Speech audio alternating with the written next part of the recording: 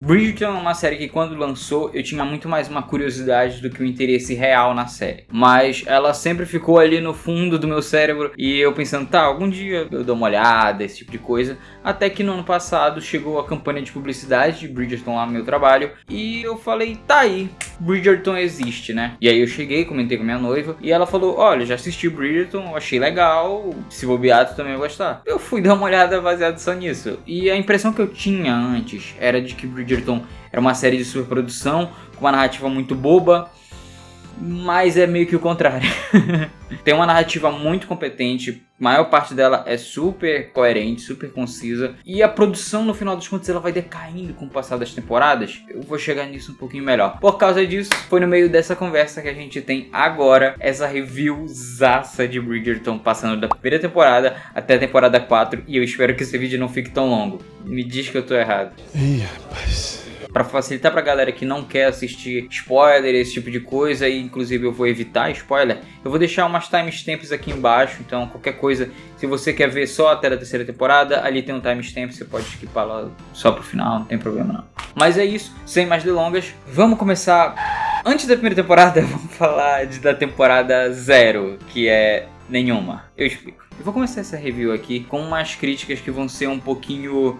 Na verdade eu tava montando o roteiro e eu percebi que essa crítica ela tava se batendo em todas as temporadas, então é só uma crítica geral agora de Bridgerton. Enquanto eu tava escrevendo esse roteiro, eu percebi que algumas críticas ficavam se repetindo, e pro roteiro não ficar tão... o vídeo não ficar tão repetitivo, eu vou preferir condensar esses problemas que eu tenho que vão se repetir em toda a temporada, algumas mais e outras menos, nesse primeiro tópico aqui, e depois a gente chega de fato na primeira temporada. Vamos lá? Rapidola. O primeiro ponto que eu preciso falar sobre Bridgerton é que tem uma montagem meio bunda. Eu acho que todas as temporadas, todos os episódios tem pelo menos uma parte com uma montagem bunda. E aí entra demérito de edição, demérito de timing, até pacing em alguns casos. De todas as temporadas, a que menos tem esse tipo de problema é a primeira, mas mesmo a primeira ela tem esse tipo de problema. Outra questão também é a direção. É uma série com uma direção que não sabe no que focar, porque tem muitos personagens e a maioria deles são foreshadows para questões futuras. Então parece que a série ela não sabe muito bem pesar quanto tempo ela vai ficar num personagem, quanto tempo ela vai ficar em outro. Mas nada disso vai fuder. Meu Deus, não sei se precisava falar palavrão. Mas nada disso vai comprometer a tua experiência com Bridgerton. Bridgerton ainda assim é uma experiência em sua maioria agradável. A maior parte do tempo é uma parada legal. E agora sim, tirando essa tucson de problema da frente nossa, a gente vai de fato para a primeira temporada. Tô deixando uma coisa bem clara aqui nesse vídeo. Todos os aspectos de Bridgerton que eu vou falar, eles dizem respeito ao anime, a série. O motivo disso é porque eu não li os livros, eu só vi a série, então eu obviamente só consigo falar sobre a série, sentido cinematográfico. Enfim, vamos lá. A série tem como protagonista da primeira temporada a Daphne. E a Daphne, é interessante a gente começar a série com a Daphne porque ela é a protagonista menos óbvia de todos os outros protagonistas de Bridgerton. Eu digo, ela não tem uma personalidade tão marcante, ela não é tão ativa no começo da série, apesar de que eu já vou chegar lá, mas ela é uma personagem muito interessante. Mas ela tem essa característica e é pra gente conseguir entender basicamente dois conceitos. Em outras palavras, a série cria um vácuo e coloca essas duas coisas pra você colocar na sua cabeça que essas duas coisas são bem importantes. 1. A Rainha Charlotte. 2. Lady Whistledown. E esses são dois conceitos que sinceramente eu gosto pra caramba em Bridgerton. A Rainha Charlotte, ela é exatamente o que vai poder levar alguém ao casamento, que é a grande missão de Bridgerton. Toda temporada tem um casamento pra rolar. Então é o que vai levar pra frente. E já por outro lado, a Lady Whistledown, que é a fofoqueira, que tem um blog, ela vai afastar a possibilidade do casamento. Então essas duas coisas são o stick puxa dessa primeira temporada e que vai ser até a terceira. Então são maneiras de você fazer o universo de Bridgerton funcionar como se fosse uma fantasia, e eu compro, porque é bem feito. Essas duas coisas são os elementos principais de Bridgerton, porque eles servem para você entender como o casamento da alta sociedade em Bridgerton é super importante, então serve para te dar um peso. Logo, obviamente, a série não vai simplesmente jogar esses dois conceitos de lado, né? Foreshadowing é um elemento narrativo. Como eu disse agorinha, a Daphne ser a protagonista mais branda e menos óbvia de todo Bridgerton, além de dar esse espaço pro vácuo, dá espaço pra gente conseguir entender os Bridgerton como um todo. Porque, veja bem, a Daphne é essa extensão da perfeição. Inclusive, nas próximas temporadas, as pessoas vão se referir a Daphne como perfeita, de fato. Não com toda frequência, mas vamos mencionar, sim. E acontece dos Bridgerton serem excelentes jogadores no meio da trama, que é os casamentos arranjados pela rainha, mas tipo, não são exatamente arranjados. Vocês entendem, vocês entenderam o que eu quis dizer. E com os Bridgerton sendo os melhores jogadores desse jogo e esse vácuo que a obra criou, a gente consegue de fato entender um pouco melhor o que é a ideia. Primeiro, o que é o diamante da temporada? É a moça mais desejada e que a rainha mais estima pra se casar com alguém de alta classe, alta estirpe. E já a Lady Whistledown, ela é equivalente a um blog de fofoca da era 2010 que era super badalado. E eu sei que parece que eu tô fazendo algum tipo de piada, de gracinha, mas o poder da Whistledown tá muito mais próximo de um blog de fofoca do que de fato de uma coluna, de um panfleto, muito mais parecido com blogs de 2010 pra frente. Eu acho interessante que funcione desse jeito. Basicamente Gossip Girl. Mas chega de falar de conceito, vamos falar de fato do Duke e eu. Não exatamente eu, o Duke e eu é o nome da temporada.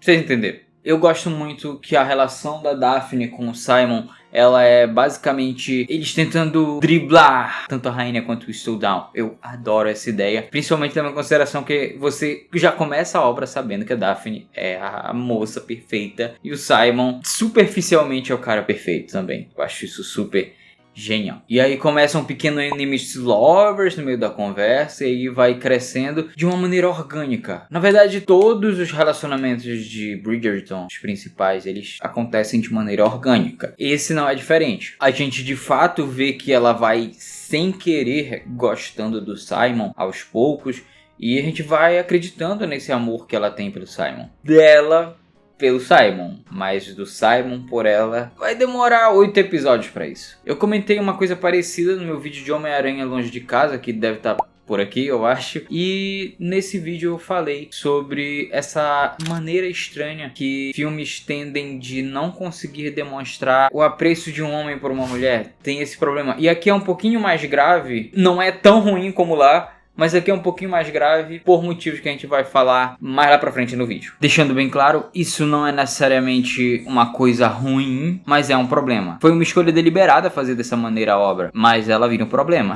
E pra gente não ficar só no ponto de vista da Daphne e do Simon, pra gente conseguir acreditar nesse amor deles, a gente tem os personagens de fora também. Dentro deles, 2 personagens são igualmente importantes e que depois vão virar protagonistas da série. Anthony Bridgerton, o filho mais velho, e Penelope Featherington. O Anthony, ele fica durante uma boa parte da temporada agindo basicamente como um antagonista. Ele dificulta quase tudo na vida da Daphne e dificulta quase tudo na vida do Simon também. Mas vale lembrar, esse antagonismo do Anthony, ele é muito justificado e também é foreshadow para coisa que vai vir depois. No caso, a próxima temporada. E já a Penelope, ela é uma disrupção do nosso ponto de vista que é muito interessante. Ela é alguém que tá vendo os Bridgerton de longe. Então, ela consegue ver os Bridgerton sendo perfeitos e olha para a própria realidade e vê que eles não são perfeitos. Os Featherton não são perfeitos. E também ela é a porta de entrada pra gente conseguir entender a história da Marina. E vamos falar da Marina rapidinho. Porque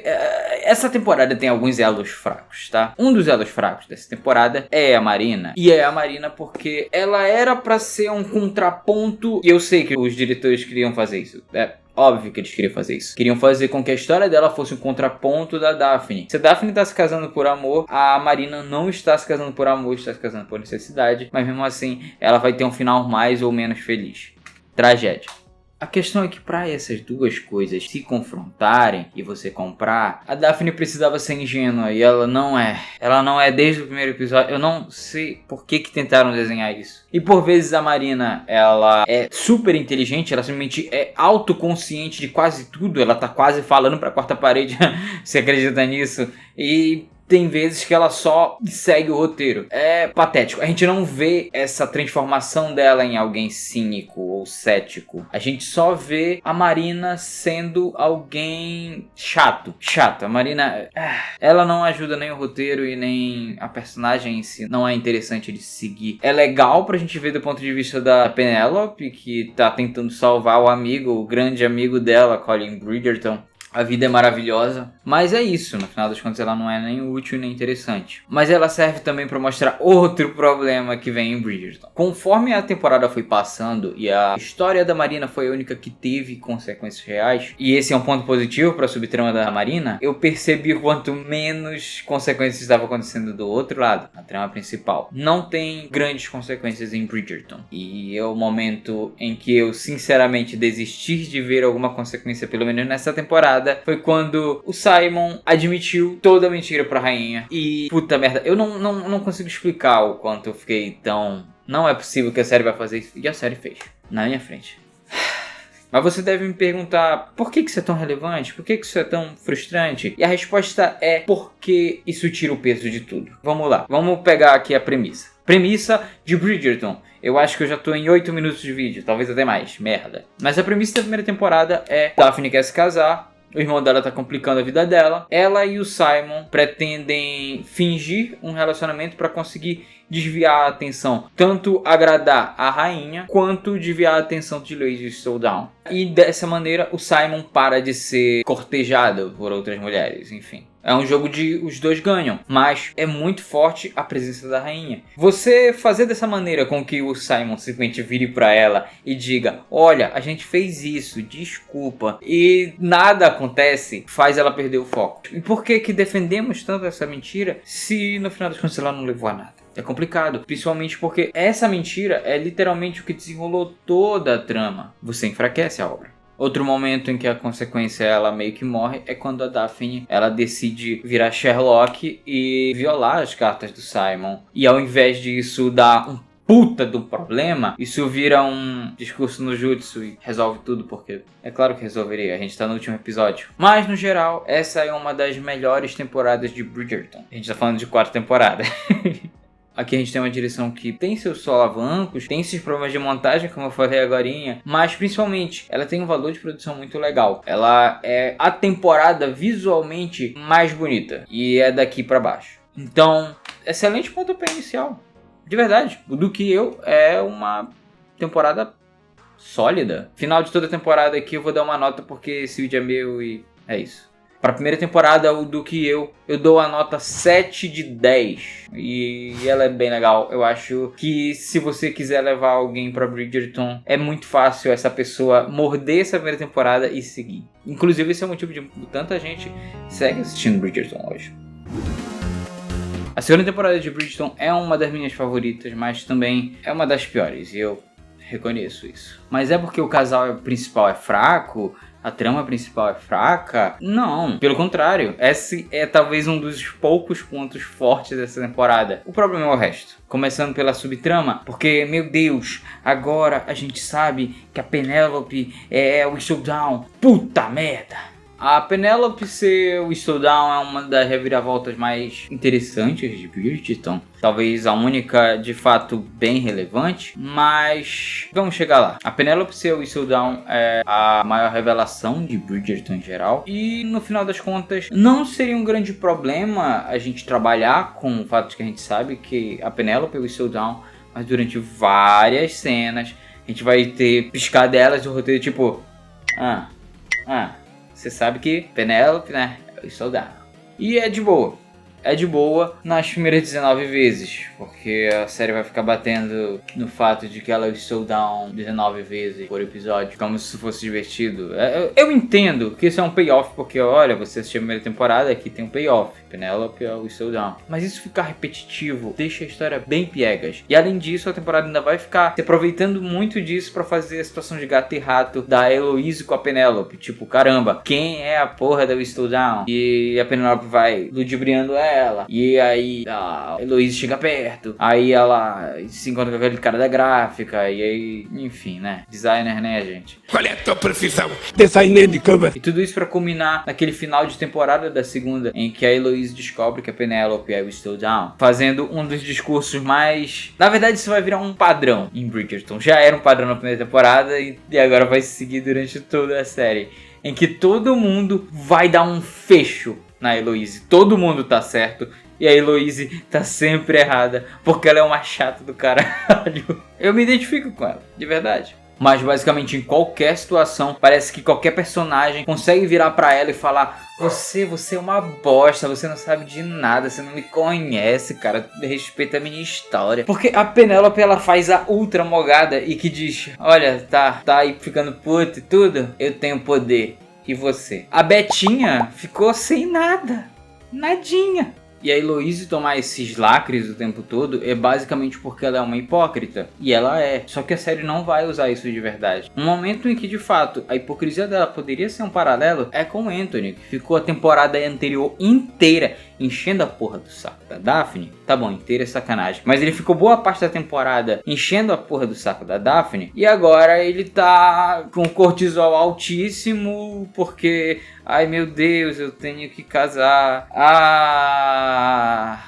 Inacreditável. Esse seria um momento pra você fazer uma crítica ao personagem. E não fizeram. E eu não entendo por que não fizeram. E por falar do Anthony, vamos falar da caixa principal, da trama principal. Ela é simples. Talvez ela seja a trama mais simples de Bridgerton. Anthony Bridgerton precisa se casar e ele é super exigente até que chega uma moça misteriosa e ela claramente é intransigente com ele, não se importa com o título dele. E aí depois ele descobre que tem uma moça super perfeita e ele descobre que elas são irmãs. E aí ele fica: ai meu Deus, o pirarucu tarado tá comendo o cu da mudinha. Não é nem um pouco complicado, mas é super legal de assistir.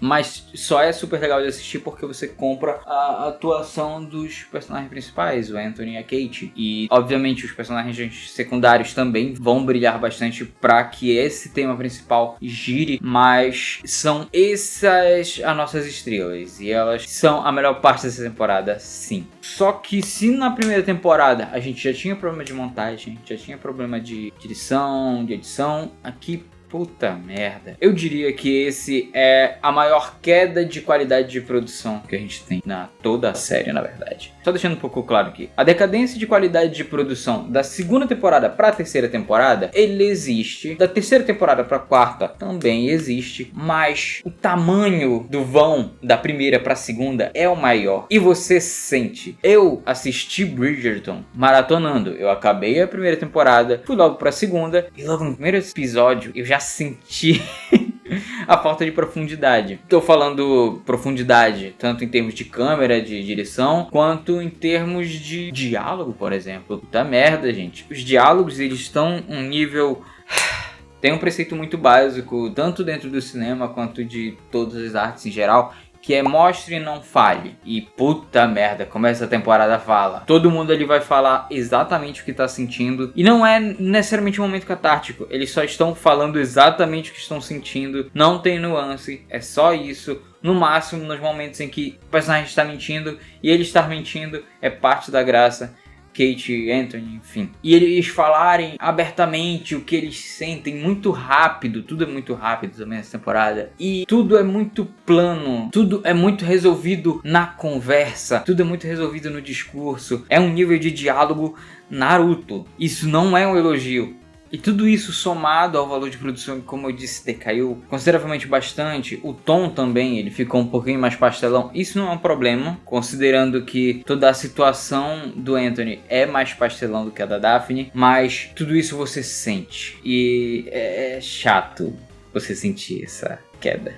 Quanto ao valor de produção, eu vou ser mais ou menos justo. A partir do 5º episódio dessa temporada, volta mais ou menos aos eixos. A série volta a ter um visual um pouquinho mais legal, que parece que era pra ter sido o visual da temporada inteira, mas não foi. Mas sei lá, eu não consigo defender tanto isso, porque é foda você ter que esperar 5 episódios pra finalmente a série ter o visual que ela deveria ter desde o começo. Enfim. Dito isso, mesmo com todos esses problemas, reconhecendo todas essas chatices e decadências, ainda é uma das minhas temporadas favoritas. E é só por causa do casal. Eu gosto muito de Enemies to Lovers, guys. Mas, vou ser justo aqui, pra mim essa temporada é um sólido 4 de 10.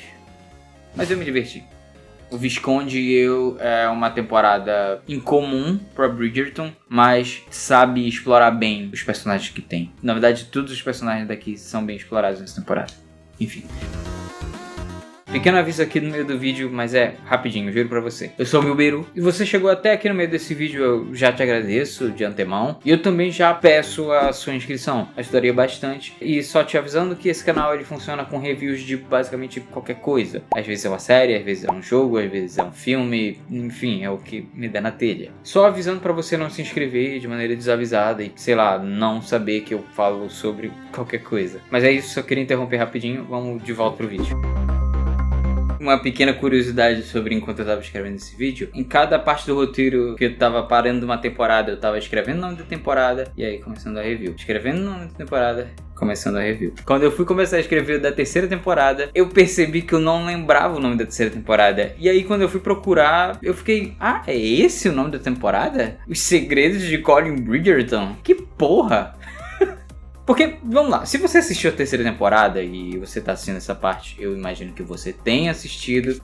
Vamos concordar que o Colin não é relevante nessa temporada. Essa temporada é da Penélope sobre o Colin. E o Colin não importa, na verdade. Na verdade, o Colin só é perfeito e tem alguns problemas, mas... É como se você escrevesse o Duque e eu do ponto de vista do Simon, mas a Daphne nessa versão é muito chata e sem graça. Mas enfim, a gente tem aqui a temporada. A gente tem aqui a temporada protagonizada pela Penélope. E que por si só, ela já era uma protagonista, só que agora ela é a protagonista dessa temporada. E é uma coisa super interessante. Agora, finalmente, a gente vai conseguir ver os Bridgerton de fora por mais tempo de tela. E isso é super legal, porque nas duas outras temporadas a gente só viu os Bridgerton de dentro. A gente olhar os Bridgerton de fora é uma experiência muito parecida com a nossa, que a gente já tem como leitores. Então é um self-insert gigante, tanto por nossa parte quanto da parte da autora dos livros. É óbvio pra mim que a Penélope é um self-insert, fazendo com que dessa maneira essa temporada seja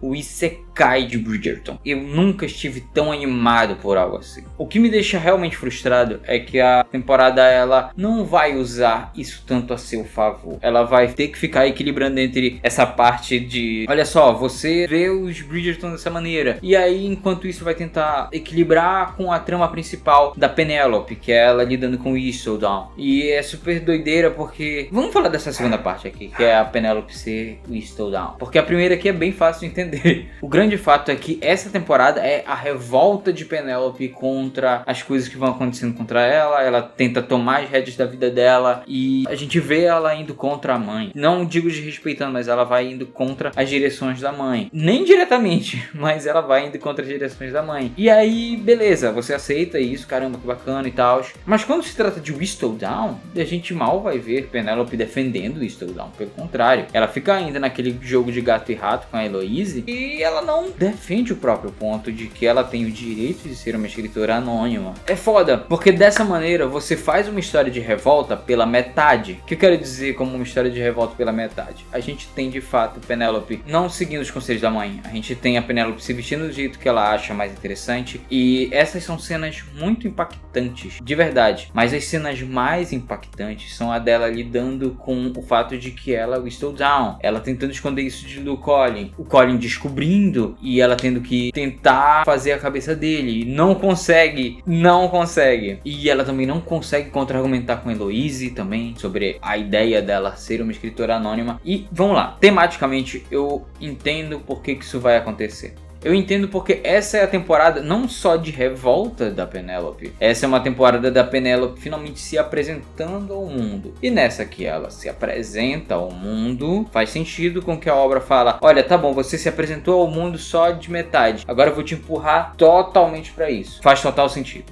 Porém, A série fez com que as partes mais impactantes dessa temporada sejam justamente as que giram em torno de Whistledown. Whistledown e as cenas de fato com o Colin. Mesmo que o personagem dele não signifique tanto, ele é o pontapé inicial da temporada. Então essa que deveria ser uma temporada de se apresentar e se revoltar, vira apenas uma temporada de se apresentar. É um pouquinho complicado. Além dos problemas óbvios que isso vão acarretar na quarta temporada com Whistledown, a gente tem essa questão um pouquinho estranha, na verdade, do meu ponto de vista. Além da série meio que dar a entender que você, como mulher, você deve levar em consideração muito mais o seu papel de mulher do que de alguém que está escrevendo uma novela, um romance, ou nesse caso, uma coluna, basicamente. Eu não vou entrar tanto em detalhes nisso, porque, sinceramente, essa é a característica da obra. Muito da obra vai girar em torno da mulher tendo que se casar. Eu não vou nem criticar esse ponto, mas essa é uma característica da série. A série é sobre isso. Se eu quiser criticar esse ponto da série, eu vou ter que criticar toda a série. E, enfim, cabe a você fazer esse julgamento. Mas essa característica vai ficando ainda mais complicada quando você para pensar sobre, de fato, a gente está vendo a temporada da Penelope, que é sobre o Colin, tudo bem. Mas acontece do Colin ser uma porta. E tem motivos para ele ser uma porta. Eu vou falar uma coisa que eu queria falar desde a primeira temporada, mas eu vou só mencionar agora porque é oportuno. Tudo isso na temporada da Penelope sobre o Colin, o que não seria um problema. Talvez você já tenha pegado que eu tava falando isso meio que nas entrelinhas, mas agora eu vou falar um pouquinho mais diretamente. Bridgerton é uma série com público-alvo feminino, que é um público grande pra porra, na verdade, de 20 a 50 anos, mulheres de 20 a 50 anos. Então, você consegue pegar bastante do imagético do que uma mulher gostaria em um homem. Basicamente, todos os homens de Bridgerton, eles são, em algum nível, arquétipos de, principalmente, fanfic. Não tem nenhum tipo de problema nisso, só deixando bem claro, não tem problema nisso. O grande problema é que de todos os protagonistas masculinos que a gente viu até agora, nenhum é tão mais maltratado quanto o Colin, porque ele é só o arquétipo. Ele é o arquétipo do amigo de infância que voltou diferente. Muito simples. Enquanto isso, outro personagem que sofre disso também na série é o Simon na primeira temporada. Eu tinha dito que eu ia falar do Simon, viu? Mas o caso do Simon é interessante, porque a gente vê flashbacks do Simon, a gente sabe como o Simon pensa, mas a gente não se sente na pele do Simon. E talvez fosse interessante a gente ter o ponto de vista do Simon para que a gente volte a dizer, sinta o amor dele pela Daphne. Ironicamente, você consegue sentir o amor do Colin pela Penelope. Você consegue fazer isso nessa temporada bem mais cedo do que o Simon, mas não tem a mesma profundidade de personagem, de atitude do Simon. E isso é em decorrência do público-alvo em que a série está fazendo recorte. Eu acho que já deixei claro, mas eu preciso deixar ainda mais claro. Não tem problema nenhum você fazer esse recorte. Mas quando você faz esse recorte em detrimento de tentar fazer uma história um pouquinho mais aprofundada dos seus personagens, sim, vira um problema. Esse personagem para de ser palpável e ele vira só, como eu disse, um arquétipo. Outros personagens também sofrem com isso, mas os personagens que sofrem com isso são secundários, terciários, e não um personagem tão importante para a temporada como é o interesse amoroso da Penelope. E ele devia ter um pouco mais de profundidade para a gente conseguir aceitá-lo. E falando em profundidade, eu sei que eu fiz aquela sessão no começo desse vídeo para tentar não ser repetitivo, mas pelo amor de Deus, a montagem dessa temporada tá tão bunda, cara. A gente tem várias piadinhas com as irmãs da Penelope que, por mais que sejam boas, eu não entendo por que elas entram em certos momentos. Assim como a subtrama do Benedict, que para a próxima temporada vai ser relevante, mas que essas cenas vão entrando na terceira temporada sem motivo. Sem momento nenhum. E por mais que se você pegar todos os momentos do Benedict e montar numa única parte, isso faça sentido, no todo da terceira temporada não vai fazer bem, porque só vai ficar parando a trama o tempo todo, ao invés de uma trama ficar conversando com a outra, que é o ideal. A primeira e a segunda temporada tem isso um pouquinho melhor do que nessa. Mas é isso, a terceira temporada ela é competente com a trama principal, só que parece que faltou polimento, principalmente com os personagens mais envolvidos nela, o que é muito engraçado. Mas ainda assim é uma temporada bem agradável. Não chega a ser a primeira temporada, mas é agradável. Pra essa temporada eu dou nota 6 de 10. Com um pequeno parêntese. Eu sei que a partir dessa temporada a Netflix começou a palhaçada de dividir entre parte 1 e parte 2 da temporada. Eu não preciso nem explicar porque isso é uma ideia muito idiota, mas Bridgerton claramente foi pensado para você maratonar. E parece que quando eles decidiram fazer essa partição da temporada, foi uma ideia estúpida. Parece que ninguém parou para pensar, eu acho que é melhor não, viu? Eu acho que a gente não editou para isso. Por que não editaram? Se deixassem esse lançamento episódico também seria um problema, mas seria um problema menor do que esse dividir entre duas partes. Dito isso, infelizmente isso vai acontecer de novo na quarta temporada, que é a melhor temporada de Bridgerton, na minha nada humilde opinião. Um Perfeito Cavalheiro é exatamente a epítome do que eu acho que Bridgerton deveria ter sido desde o começo. Ele tem uma vibe de conto de fadas, ele literalmente se inspira bastante em Cinderela. Ele fala sobre coisas impossíveis que vão vir a ser reais. E não é uma temporada ingênua, tem reviravolta, tem maldade acontecendo. Nossa, é muito divertido. É a temporada mais divertida de Bridgerton. Para começo de conversa, a gente tem a melhor protagonista de Bridgerton, Sophie Beck. A Sophie, de longe, ela é uma personagem muito nada a ver, principalmente porque ela não estava nas outras temporadas. Mas, numa primeira vista, a Sophie, ela é uma protagonista qualquer coisa, mas ela é tão mais ativa do que os outros dois protagonistas. Pra mim, ela só é tão ativa quanto a Daphne, e ela bola ideias, ela tem uma personalidade de fato visível desde o segundo episódio, que ela aparece no segundo episódio na prática, o primeiro também, mas enfim, a gente fala disso depois. E tudo isso fazendo a trama girar. E era só o que eu queria que essa série fizesse mais. Fazer a trama girar. E a série faz a trama girar de uma maneira muito interessante. Ela pega o Bridgerton mais visivelmente condenável, que no caso é o bendito Benedict. O Benedict é um personagem que desde a primeira temporada ele meio que tava lá. E aí, com o passar do tempo, ele foi ganhando algumas camadas dentro do próprio problema. E o problema que eu vou colocar aqui é entre aspas. E aí, pra quarta temporada de fato trabalhar, eu adoro quando esse tipo de coisa acontece. As coisas estão sendo trabalhadas, não é divertido isso? Eu gosto também que a terceira temporada termina a trama do Benedict com ele falando, nossa, próxima coisa que acontecer vai mudar de verdade. É a primeira vez que a gente tem um tipo de trabalho para a próxima temporada de maneira visível. É muito engraçado que isso tenha acontecido com o Benedict. E ele ter todo esse background junto de uma personagem que tá tão fora da história e ela só poderia estar fora da história, faz com que seja o casal mais tematicamente coeso, visivelmente coeso. Um libertino e uma mulher fora da alta sociedade. Ela tem o próprio background, que no final das contas ela tem sangue nobre, mas ainda assim, cara, porra. A trama da Sophie, ela não é nem um pouco empolgante. O romance dos dois também não é tão empolgante, mas é extremamente orgânico.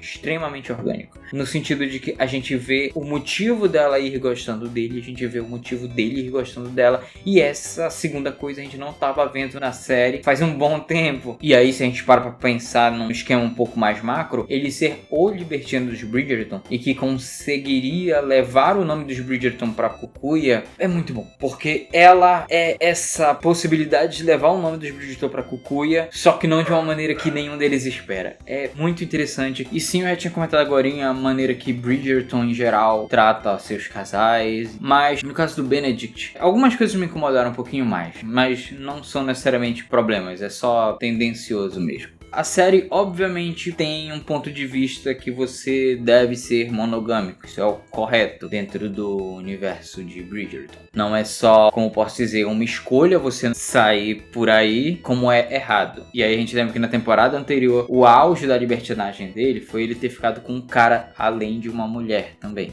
Então, sei lá, se você for não monogâmico ou fora da heteronormatividade, eu entendo você ficar incomodado. Mas se você for uma dessas coisas e não ficar incomodado, isso também mostra que a série ela é relativamente inofensiva, na verdade. É uma série bem inofensiva. Eu tô falando isso e eu sou um cara hétero monogâmico. E mesmo assim, tipo, eu fiquei pensando, caramba, é meio tendencioso essa vibe, né? Mas enfim, só um pequeno comentário mesmo. Vamos seguir. A grande questão é que o Benedict ter esse background é super justificado para algumas coisas que ele vai vir a fazer. Eu, sinceramente, achei tão legal quando ele pediu pra Sophie ser amante dele. Não legal. Pequena observação aí, rapaziada. Não peçam pra nenhuma mulher ser amante de vocês. Só uma sugestão aí. Vambora. Com legal, eu digo que faz total sentido pro roteiro. Ele não chegar pra ela, tipo assim, cala momento, caralho, casa comigo, puta que pariu. Não, eu acho ótimo que ele chegue primeiro nessa conclusão dele tentar manter o próprio status. Fenomenal. E já do lado da Sophie, eu acho super interessante a maneira que a série vai mostrando que ela vai gostando dele e não quer falar a verdade pra ele. Mas isso também vem da personalidade dela, de não querer falar as coisas assim de antemão. É tudo muito bem justificado. Até as subtramas dessa temporada, elas são interessantes, na verdade. Mas elas também são um pouquinho estranhas. Na verdade, tem 4 subtramas aqui que eu considero esquisitas. Vamos da menos esquisita pra mais esquisita. Vambora. Primeira subtrama estranha, a subtrama da Lady Danbury. Ela querer largar essa porra toda faz total sentido pra personagem. Ela é uma personagem que parece estar fazendo isso faz muito tempo. E agora ela tá cansada. Acho legal, mas a gente viu que a série consegue fazer setting para coisas futuras. Seria mais legal se trabalhado um pouco antes. Eu sei que isso é, como eu posso dizer, é pedreiro de obra pronta, mas pô, era uma oportunidade que dava para ser sido feita. Talvez até estender essa ideia lá para a próxima temporada. Segundo ponto, a desimportância do diamante da temporada e Lady Whistledown. Nessa temporada, essas duas coisas vão ser absolutamente relevantes. E nesse caso, é sim um problema, não é só uma coisa estranha, mas é um problema porque a série toda te condicionou a levar em consideração que isso é muito forte. Mas como eu disse, logo na primeira temporada ela já dá um tapa e some essas obrigações. E aí na segunda volta isso é importante, na terceira também, por causa da subtrama da Francesca, enfim, que eu nem comentei. Olha como é legal, verdade? Tem a subtrama da Francesca na terceira temporada. 3, a subtrama da rainha. A subtrama da rainha é basicamente ela não sabendo lidar com limites de outras pessoas. Tudo bem que até então isso estava sendo tratado como uma piadinha e tudo, mas se essa era a ideia, essa era uma conversa que seria mais interessante de se ter na temporada anterior, em que ela estava basicamente ameaçando a Lady Whistledown, que era Penelope, e não nessa. Não é um problema, mas é estranho que isso esteja aqui. Quarto bagulho estranho, e talvez o mais estranho, é a subtrama da Penelope. Porque, sinceramente, eu vi esse problema dela tentar ser Whistledown não anonimamente como algo... Dava pra ver a quilômetros que isso ia dar merda. Tipo, eu nem sei porque que isso aqui virou um problema da temporada. É óbvio que você não consegue ser Whistledown se você não é anônima. Puta merda. Existem trabalhos que só podem ser feitos de maneira anônima. Você não precisa dizer muitos neurônios pra isso. Não é possível que isso seja uma ideia tão pra frente assim. Mas a série prefere gastar muito tempo com isso. E não precisava. Como eu disse, eu elenquei entre a subtrama menos estranha até a mais estranha. Mas a que me pega é a atriz. Porque ela vai bater exatamente onde eu falei que era um dos grandes problemas de Bridgerton. Consequência. A rainha não ter limites é algo que vai bater naquela outra família, que eu esqueci o nome. E isso vai bater também na Sophie. E nessa hora que bate na Sophie, na verdade foi um engano. Foi mal. E nada acontece, nenhuma mentira precisou ser feita, a rainha não precisou ser contrariada, nada acontece, feijoada. Isso só amolece a obra. A gente já teve 2 grandes elementos da obra sendo desconstruídos e até destruídos nessa temporada. E para completar, a gente sofre com a falta de consequência. Isso acaba com a temporada? De jeito nenhum. Como eu disse, essas são coisas estranhas, com exceção do caso da rainha, que de fato é um problema, como eu comentei, porque é o mesmo problema da primeira temporada, mas ainda é a temporada mais legal de se acompanhar, mais legal de torcer pro casal dar certo. Porque quando eles vêm com uma solução, que é tipo, tu vai ter que ir pra puta que pariu. Fica uma meia solução e ao invés disso ser lutado, ainda assim você quer que tudo acabe bem. Porque você sente que esse casal merece ficar bem. no geral, essa é uma temporada que eu chamaria de uma temporada 8/10. Uma temporada super competente, super interessante, personagens cativantes. E eu acho que os dois pontos principais que eu tenho pra falar contra são essas questões temáticas que a série não consegue trabalhar direito. E a outra já é, de fato, visual, porque se você pega uma imagem da quarta temporada e uma imagem da primeira temporada, você consegue dizer exatamente de qual temporada elas são. Mas, mesmo assim, ainda é uma temporada sólida, mais sólida que a primeira. Bridgerton é mágico até quando é super realista. Verdade é essa. Mesmo nos momentos em que as coisas mais parecem mortas, ainda assim consegue ter vida. E aí eu digo isso até da última temporada, que ela tem um visual mais fraquinho, mas mesmo assim os personagens conseguem dar vida a ela. E sim, é uma pena que o valor de produção provavelmente vai cair com o decorrer das temporadas, mas eu sei que quando lançar a próxima temporada eu vou estar lá, porque eu já me engajei com esse universo. É muito fácil de gostar de Bridgerton, porque você vai mordiscando conceitos, mordiscando certas jogadas sociais, tudo muito bem feito. Diria que das obras, de todas as obras que eu já falei aqui nesse canal, Bridgerton talvez seja a mais fácil de recomendar para uma pessoa qualquer. A mais fácil.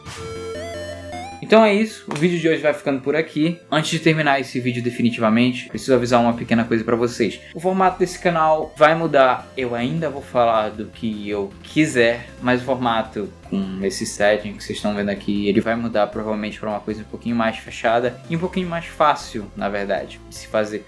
Os textos ainda vão ser os meus, a duração do vídeo ainda vai ser o mesmo, mas só avisando isso pra, sei lá, se você se acostumou com algum dos pouquíssimos vídeos que eu lancei no ano passado, vai mudar. Mas é isso, pessoal, muito obrigado por quem ficou aqui durante todo esse vídeo e pra quem ficou, sei lá, quem acompanhou esse canal até agora, peço o like, se inscreve se não for inscrito e é isso, valeu, falou, até a próxima.